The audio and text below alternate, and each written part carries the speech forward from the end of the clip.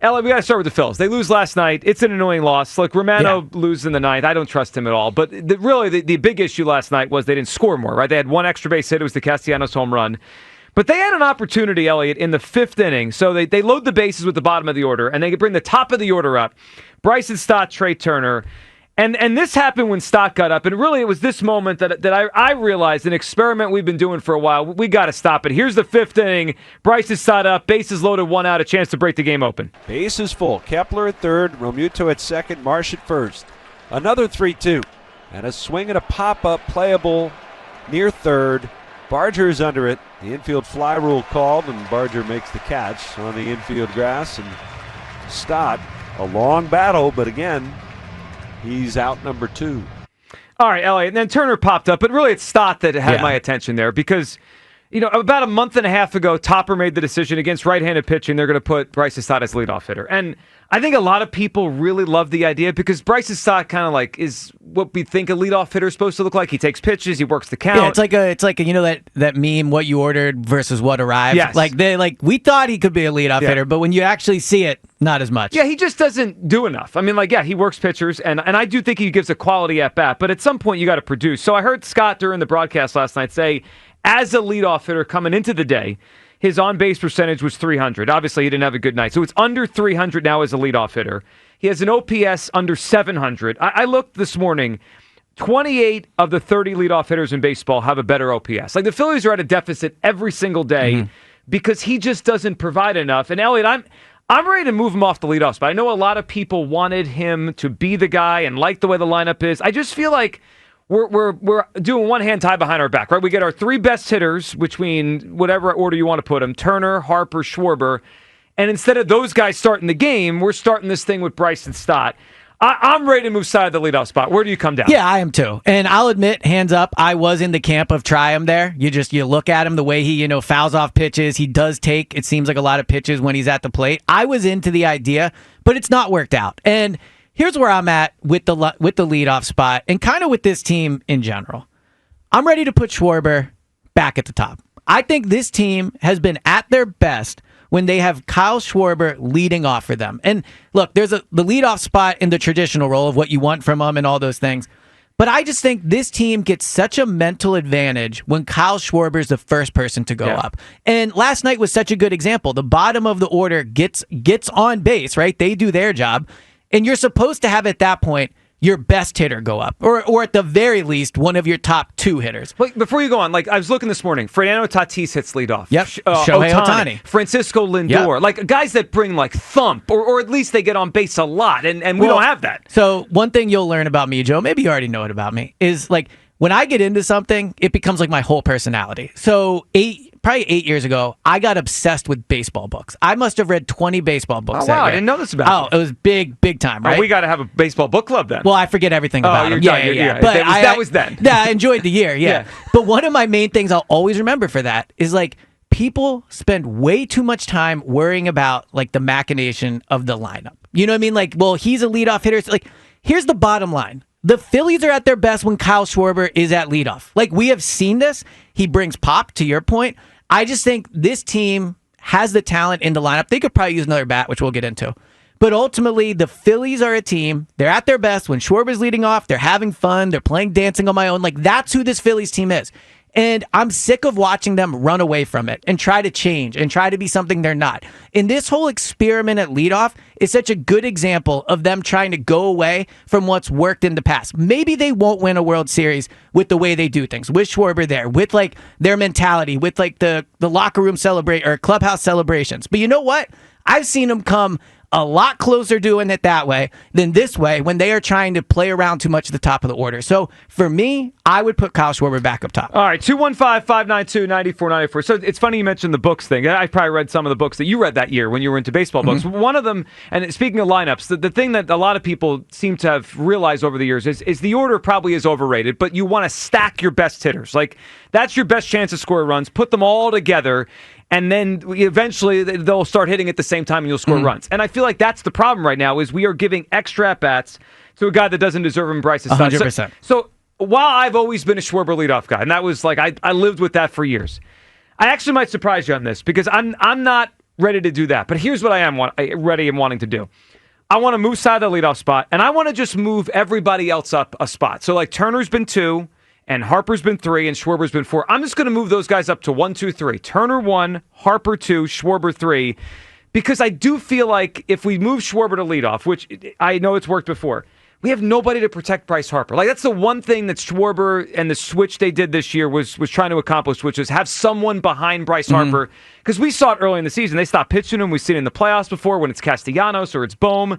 They will just pitch around Bryce Harper. Yeah. So I feel like if we put Turner 1 and Harper 2 and Schwarber 3, at least we have that. At least we have someone to protect Bryce Harper. Because last night bothered me so much. Because if the lineup is your way or my way, right? It's not Stott. Then in that spot, we either have Turner, Harper coming up or Schwarber, Turner coming up. And we just, if they have it one of our ways, they're scoring runs last night in that spot. Yeah, 100%. And so I do agree with you. They need someone to protect Bryce. I mean, I'm talking about the past success. I don't think it's a coincidence that in 2022, when they went all the way to the World Series, they had somebody protecting Bryce. And last year, 2 years, they haven't had that guy, right? Reese got hurt in 2023, wasn't obviously here last year. So, yes, I agree with you that you need someone to protect Bryce. But for me, to your point of what you're saying, when you're creating the lineup, you want to stack them all together, but you also want your best guy at the top. And this year, that's been Schwarber. Schwarber has been their best guy. He's been their most consistent hitter. Because also it comes down to this. Who do I want, not only leading off, but in a big spot, who do I want at bat? And you can make an argument for Harper. Obviously, this year he's been a little more consistent. He's coming off an injury. I know he had a home run 2 nights ago, but I don't know if he's shown that same power this year. Schwarber has shown that same power. And when he's at leadoff, I think this team just gets in a level of comfort that I'm not sure they've completely gotten in this year. I know they have a good record, obviously, but a lot of that's been the pitching. That's not really the bats. When Schwarber's up top, they just seem like everything falls into place. So I get your point. But I am disappointed, to be completely honest, with you abandoning Schwarber as leadoff. It's not an abandoning. No. You can say the little, whatever move. First of all, does Harper even like to hit second? Major League buddies, we don't do it. Well, he cues out. So Elliott's got to be Major League buddies here. Look, the best players on the team should get to do what they want, right? No. Yes, that's 100% how it should go. If Harper wants to hit third, he should hit third. If Schwarber wants to hit leadoff, he should hit leadoff. What if they both want to hit ninth? Well, I'm not okay with that. but regardless, in the top, I'm a big believer though that the best players should get to decide where they go in the lineup for the most part. Here's what I need today. I need Bryce Stott not in the leadoff spot. We're going to have the Phillies play a day game today. It's a 3:00 start in Toronto. Jackson have leading off at 2. Must-win game. Yes, if they lose another series, we're hitting the panic button. Yeah, that we can't have it. So it's a big game today. The Bryson Stott experiment. I know every time Topper talks about this, it feels like there's a scale. He does work the count, and I think there's value to that because the more pitches he sees, and hitting leadoff, eventually you get that starting pitcher out of the game if he wastes 25 pitches. I think there's value to Stott, and I like Stott. He's a good defender, quality at bat, but he doesn't hit enough. Well, but to your point, he is the reason you put your best hitters at the top of the lineup is they get more at bats. Yes. Stott is not one of their best hitters. He's even a top 5 hitter. So I would say Turner, Schwarber, Harper, right? Right. I would argue Castellanos. I'd rather have Castellanos up in a big spot than Stott. Yeah, I mean, playoff time. At the best, he's their 5th or 6th best hitter. Yeah. Right, at the best. And that's not somebody you want to prioritize at the top. And to the other thing, too, the Stott thing just feels like an unnecessary experiment to me. I know that they want to try more things this year because come playoff time, he's been reluctant to make changes. Yep. I get that, but at the same time, you do have to also do what works and what's best for the team. And Stott leading off is not best for the team. Now, his numbers, they're pretty dreadful at the leadoff spot. His on-base percentage is under 300. 215-592-9494. That's how you hop in. All right, we're ready to end the Bryson Stott leadoff experiment. Are you? And is it time to move Schwarber back to the leadoff spot? Kyle, where do you come down as the Phillies lose 2-1 last night? In part because they couldn't break that game open when they had a shot. Yeah, I'm with Elliot. I'm disappointed in you. It is very sad, Kyle.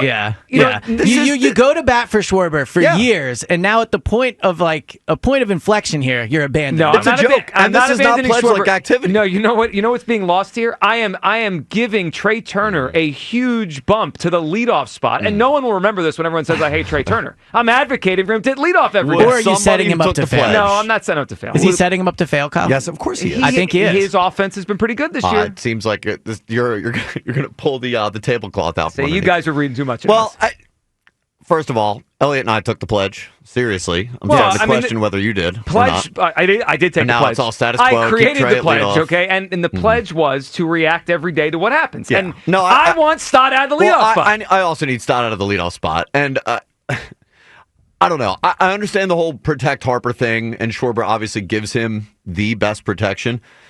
But we've seen this team go deep into the postseason for years without Kyle Schwarber hitting behind Bryce Harper. The best version of this lineup for a few years has been Schwarber at the top. And I understand there's the old school mentality of putting Kyle Schwarber at 4. He's your power hitter. But I look at the Dodgers with Shohei Ohtani at leadoff. They lead the league in batting average as a team. They lead the league in home runs as a team. They lead the league in RBIs as a team with their best hitter at the top of the order. Padres with Tatis. Yeah, I just think about that spot that came up in the game last night.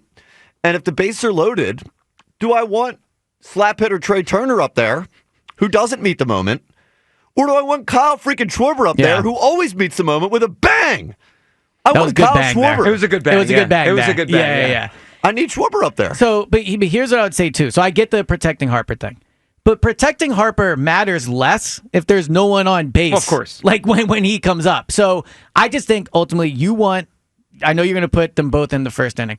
But it's more important that the leadoff guy gets on, in my opinion, than it is that you prioritize protecting Harper. Yeah, I'm trying to thread that needle and do both. But if they put Schwarber back in the leadoff spot, I'm not going to be mad about it. I can see it in your eyes. I'm a Schwarber guy. Yeah. Doesn't sound like it. Sounds like you're a Trey Turner guy. Well, you know what? That's a twist on things. Me being a Trey Turner guy. 215-592-9494. Let's go to the phone lines here. I believe it's time, and I think it's been time for a while. The Phillies have just danced around this, and they have so many other issues. We really haven't harped on this. I mean, the bullpen clearly isn't very good. The defense, and we saw it last night when Marsh couldn't get to that ball in the gap that he should have. He should have caught that ball. The defense isn't very good.